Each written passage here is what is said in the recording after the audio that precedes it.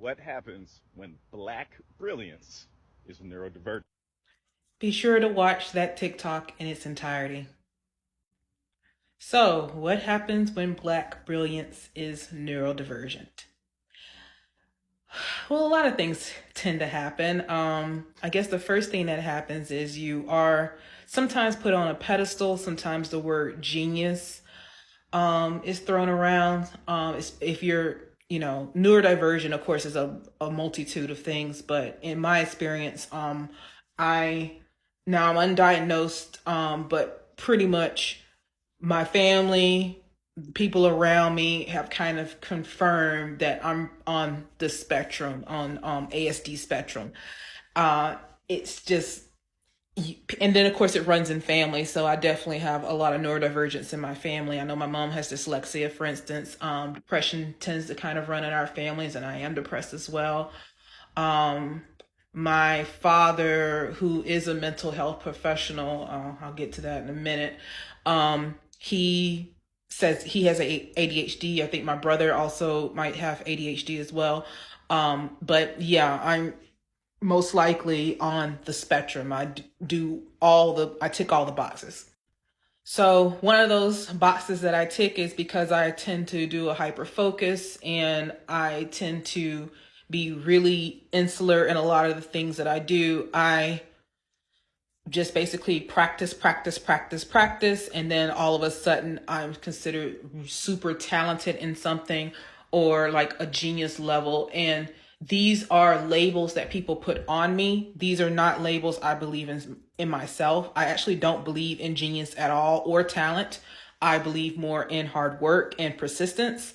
And that is also what I teach when I teach art, and when I go to schools and as a teaching artist and teach art. um, I teach that the practice is important. But what happens to me, especially as an adult, like I said, I tend to be really singular in a lot of my thinking. But it's also very hard for me to make friends. I've struggled making friends my entire life. I just can't relate to a lot of people. And sometimes when I express that, especially when I feel safe enough to express that, people look at me in a weird way. Like I almost think of myself as better than other people. And it's really just, I can't, it's hard for me to read the social cues. Like, for instance, if I'm sitting here and rambling about a film that you may not be interested in that same film, but I'm talking about that same film for 30 minutes straight, I don't necessarily get the cue that I should probably stop talking about this film because I'm overtaking the conversation. There's also this other thing that tends to happen. So in a lot of the circles here in Omaha, I'm in a lot of creative spaces, and I am oftentimes one of the few people of color or black people in those spaces.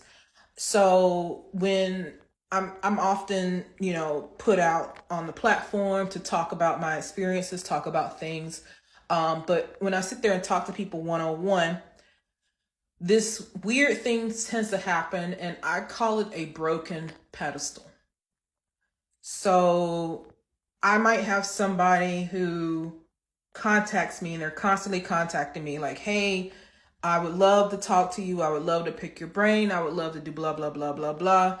And then when we finally go out to have coffee, or I meet with this person one on one, finally, or whatever, I don't hear back after, after coffee or after whatever.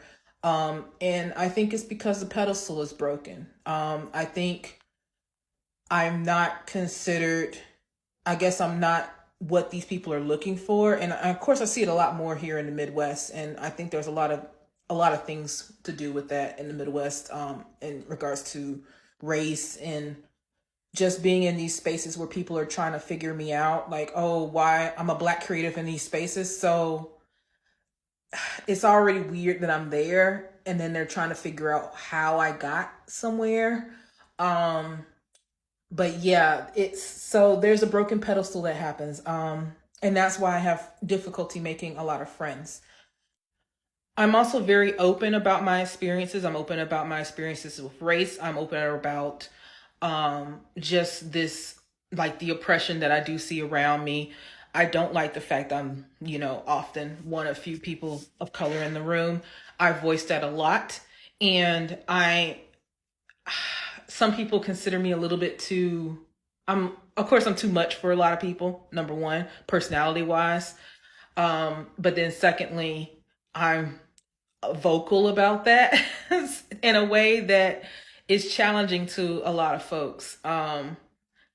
It's just not something they're used to. And I also am because of my neurodivergence, I get frustrated about passive aggressiveness, or I get frustrated about cues that aren't as clear as they should be. It's like, just say what you fucking mean, right? Um, and yeah, that it doesn't it doesn't make you a lot of friends in the Midwest.